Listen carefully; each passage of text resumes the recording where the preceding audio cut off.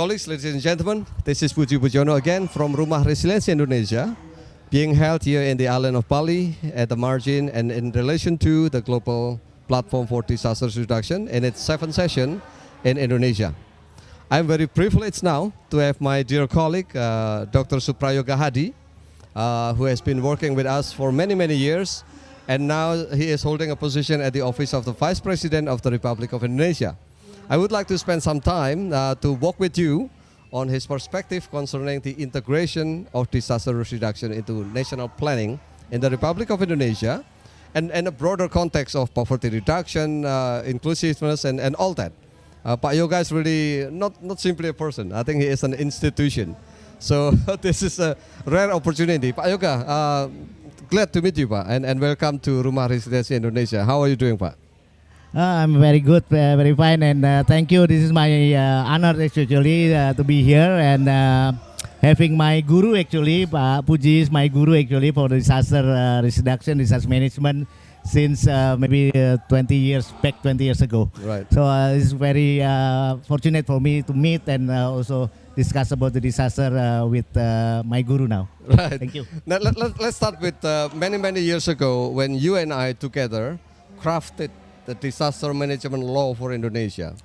How did you at that point integrate the spatial planning and development planning into that academic draft of the law? Would you recall that so very briefly? Yes, it's quite noble actually to talk about back in 20, Early 2000s, I suppose. No? early 2000, yeah. Yeah. Just right after Aceh, yeah. That's right. Yeah, right after Aceh, After Aceh and 2004, Yogyakarta and earthquake, Yogyakarta in 2006. Finally, we drafting the law for disaster management. This is very noble because this is the first time, yeah, we have Right. that kind of regulation. And at that time, Pak Yoga was holding position at the Ministry of National Planning. Development Planning. So he had a very strategic position to do that integration. Yes. But walk us through that integration, Pak. Yeah, the integration actually is very much learning from the experience of Aceh Right. and Jogja, because disasters is very locality. The issue is very local, and I think along with the plan, I think it is going to be very good if the disaster management started with a good plan. Right. Because we cannot just doing the previously we just something like maybe Reactive fire and- hydrant, yeah, Right, like put out the fire. Mhm. But we don't have any very well planned or well programmed how to deal with disaster. So you're saying that the Indian Ocean spectacular disaster brought insights to you that it is more strategic to bring disaster management into development rather than just reacting to emergencies, right? Yes, right. Okay. So now after the legislation, Pak, you still hold that position at Ministry of Planning. To what extent disaster risk reduction was incorporated into development planning documents, like medium term, long term, short term, whatever? How does it happen? Actually, very much related with, of course, I cannot deny that Aceh is very much the trigger. And at responding to the Aceh at that time, we have the noble, what we call the master plan for Aceh Right. reconstruction and rehabilitation and reconstruction. And along with that initiative, that the Yogo framework Right. was enacted 2005. in 2005. Right after Aceh. Right after Aceh. Yes. So it means that the global commitments that the disaster is also dealing with the prevention. Correct. How the important is the prevention. Finally, Indonesia also signed the commitment actually. Correct. That the DRR is also one of the most important aspect of the disaster management. Right. And then I think I should start with the initiative of the government of Indonesia in preparing at that time what we call the National Action Plan Right. for disaster risk reduction At the national at level. the national level. Right. And then we tried also to decentralize the run or the National Action Plan into the local action plan. This is even before the legislation, wasn't it? Yes. So like the child was before the mother in a way, Yes, right? right. So National Action Before. Plan, and I actually brought the action plan to the local level while you Right. work at the national Level, right. And from there then emerged, we need to have legislation to strengthen it, right? Go ahead, Yeah. with action plan and then? And then And I think at that time Indonesia is one of the pioneer actually of the countries committed to the Yogo framework that already initiated the National Action Plan. Right. And it is not only for the at that time 3 years actually 2006 until 2009. And I was actually leading actually the Right. team Right. to prepare such a National Action Plan. And then it is not just stop there, but we continued to have another National Action Plan for 2010-2012 at that time, along Onward, with the Yogo framework at that time until 2015. Right. Right. But unfortunately, actually, after 2009-2012, there's no more National Action Plan. It's something like interrupted, unprecedentedly actually at that time, because maybe our colleague at the BNPB is not really, paying, so much attention to that important plan actually. I think the focus or gravity of the focus could shift it back to disaster, and the national planning part seems to be, not left out but set aside. Yes. But I believe that it was picked up again in the development of the very long-term master plan. Yes, the master plan. Could you just talk briefly about that, Pak? What is that long-term master plan? That's also quite noble, and I'm not trying to tell that It's your this work, is, Pak. It's okay. You can say that. But actually, at that time, we tried to learn from the previous National Action Plan that the UN ISDR at that time Right. also praised actually the Indonesian government, in the preparation of the National Action Plan, and I think it is maybe somehow linked up to the Global Champion. Right. Because Global Champion is actually also the appreciation of the UN to the government of Indonesia in managing and also the safeguarding the DRR actually. Right. And why the President SBY at that time awarded As a the global champion on disaster. And then along with that process, we know that it is not such an easy way actually to have a very piecemeal yearly or medium term, Yep. but we need to have the long-term master plan for the disaster management. Actually, it was triggered by the position that the climate change Right. this also has quite a long range perspective, yes. until more than the 2045. And then secondly, Indonesia has our own vision actually in the golden Indonesia in All right. 2045. Which is 100 years anniversary 1 century anniversary of Indonesia. Indonesia. And also it's 2045. related to SDG as well, no? Yes, also related to the SDG. Even the master plan is beyond the SDGs. Exactly. SDGs only until 2030, so halfway actually. So let me just try to understand this. The Indonesia Disaster Risk Reduction Master Plan 2020 2020 until 2045. 44. 44, actually, yeah. right? So it captures three things: the Indonesian vision, the golden Indonesia of 2045, 45, yes. SDGs, and climate change perspective. Yes. Right. Yeah. Now let me segue quickly, Pak Yoga. Could you tell me the state of the art of the integration of disaster reduction into development planning? Yep. Is it there at the medium-term development plan, at the annual plan of the government, and what other planning documents is there?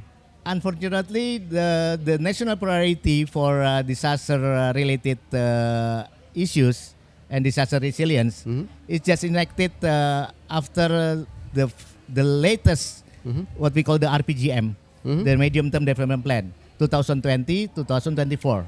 Now This it's is there. the first time. It's already put as one of the national priority. Okay, Number so 6 actually. we should celebrate that one. That Yes. disaster risk reduction now has become one of the national National priorities priority. in the national medium-term Medium-term development plan. development plan, yes. Excellent.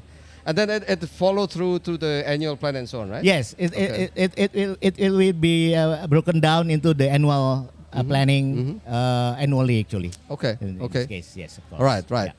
Now, that's the extent of the integration of disasters into the planning. planning. Now, I would like to segue into your current position that you're holding. You are holding what position at the office of the Vice President of Republic of Indonesia? I am now actually the deputy for the policy support for the human development and the equality.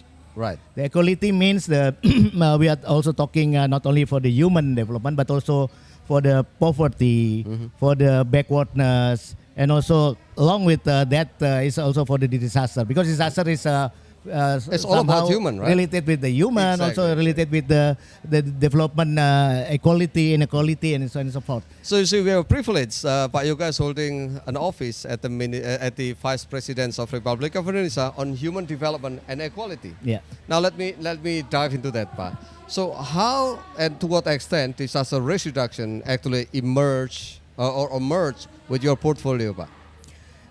Actually, disaster management as a system is divided into, of course, we know that disaster prevention, disaster response and and recovery, disaster right. recovery. Mhm. So the Vice President office actually, and especially the president already instructed the Vice President to do the coordination Okay. of the disaster management as a whole. All right. For instance, like when we had the Palu earthquake.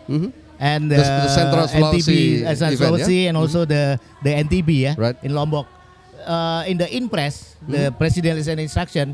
President already instructed the vice president is the coordinator Okay. of the multi-sectoral, engagement of the line ministries Right.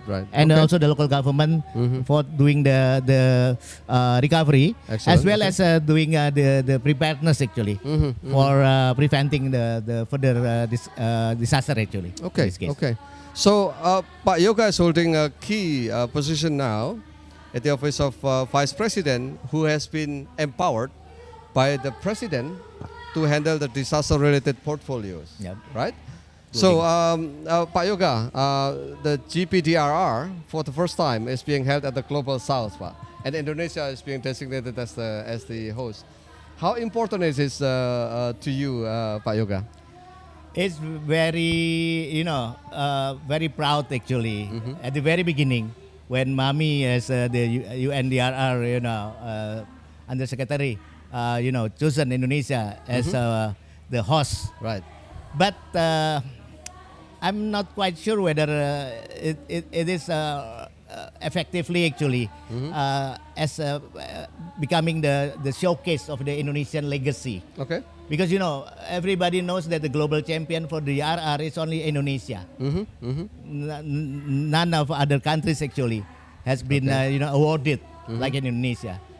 But the echo Yep. is not really continuous until now. Okay. It's something like just stop there at the Okay. 2011.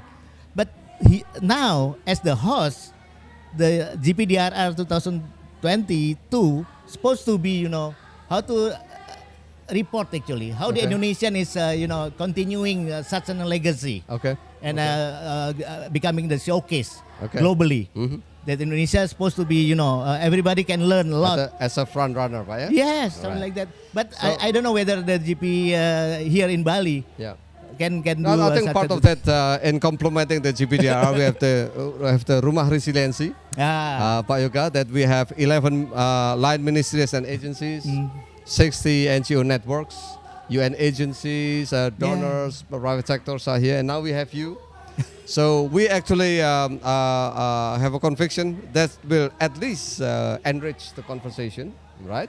And to infuse our way of projecting Indonesia to global platform. Now, Pak Yoga, if there is one or two things that you'd like to pass as a last message to our audience at the channel, you're most welcome. Yes, actually, as the front runner or as the pioneer of many initiatives, along with the disaster management and disaster risk reduction. Of course, we know that Aceh is already been as the laboratory for disaster recovery globally, and we have also the global champion. Supposed to be Indonesia as also the learning point for the DRR globally. Right. So we need to make sure that our capacity is still there. Okay.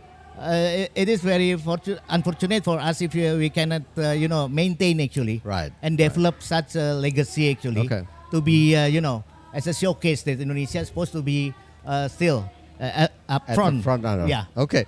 for others. So, ladies and gentlemen, that's our brief conversation with Pak Suprayoga Hadi from the Office of the Vice President, Republic of Indonesia. Yep. I think his key message was that Indonesia has a lot to offer to itself and to the world in terms of advancing disaster risk reduction as a sector, as a pillar of development, and as a prospect to move toward resiliency.